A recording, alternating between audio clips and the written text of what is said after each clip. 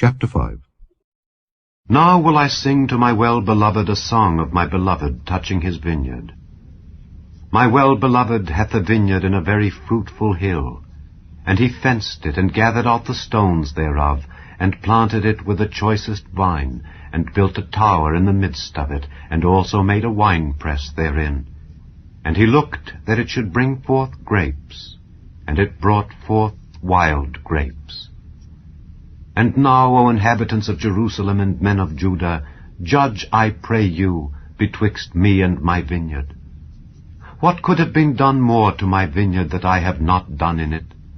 Wherefore, when I looked that it should bring forth grapes, brought it forth wild grapes. And now go to. I will tell you what I will do to my vineyard. I will take away the hedge thereof, and it shall be eaten up, and break down the wall thereof, and it shall be trodden down, and I will lay it waste. It shall not be pruned nor digged, but there shall come up briars and thorns. I will also command the clouds that they rain no rain upon it. For the vineyard of the Lord of hosts is the house of Israel, and the men of Judah his pleasant plant. And he looked for judgment, but behold oppression, for righteousness, but behold a cry. Woe unto them that join house to house, that lay field to field, till there be no place that they may be placed alone in the midst of the earth. In mine ears, said the Lord of hosts, of a truth many houses shall be desolate, even great and fair, without inhabitant. Yea, 10 acres of vineyard shall yield 1 bath, and the seed of an homer shall yield an ephah. Woe unto them that rise up early in the morning, that they may follow strong drink, that continue until night, till wine inflame them. And the harp and the viol, the tabret and pipe and wine are in their feasts. But they regard not the work of the Lord, neither consider the operation of his hands. Therefore my people are gone into captivity, because they have no knowledge. And their honorable men are famished, and their multitude dried up with thirst.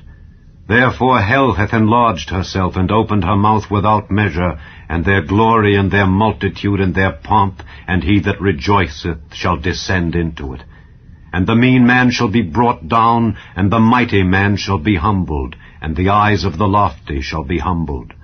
But the Lord of hosts shall be exalted in judgment, and God that is holy shall be sanctified in righteousness.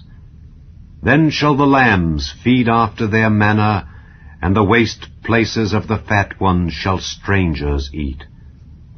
Woe unto them that draw iniquity with cords of vanity, and sin as it were with a cart rope, that say, Let him make speed and hasten his work, that we may see it, and let the counsel of the Holy One of Israel draw nigh and come, that we may know it.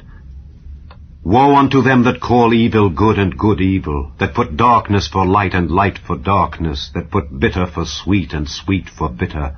Woe unto them that are wise in their own eyes and prudent in their own sight. Woe unto them that are mighty to drink wine, and men of strength to mingle strong drink, which justify the wicked for reward, and take away the righteousness of the righteous from him. Therefore, as the fire devoureth the stubble, and the flame consumeth the chaff, so their root shall be as rottenness, and their blossom shall go up as dust, because they have cast away the law of the Lord of hosts, and despised the word of the Holy One of Israel. Therefore is the anger of the Lord kindled against his people, and he hath stretched forth his hand against them, and hath smitten them, and the hills did tremble, and their carcasses were torn in the midst of the streets. For all this his anger is not turned away, but his hand is stretched out still. And he will lift up an ensign to the nations from far, and will hiss unto them from the end of the earth.